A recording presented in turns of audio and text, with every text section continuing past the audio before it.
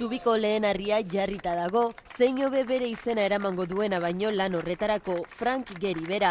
Arkitekto entzutetsuak gaur ezagutu ditu proiektuaren nondik norakoak, aitortu du beldurtzela ea gustatuko ez zitzaion, baina baietz esan du.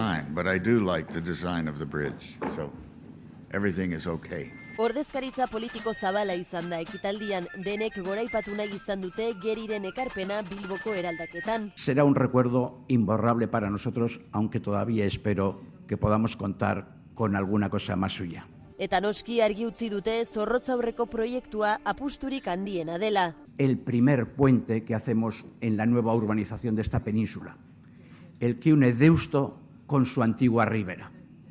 En el futuro será otro en la otra punta que unirá San Ignacio con la zona de Zorrozaurre. Kanala irekitzen denean Zorrotzaurreko uhartea eta Deustu ibarra lotuko ditu 75 metroko zubiak, lan horiek 21 milioi euroko kostua izango dute, maiatzean hasi ziren eta datorren urtean amaituko dituzte. Frank Gehry zubia hiriko 14. izango da.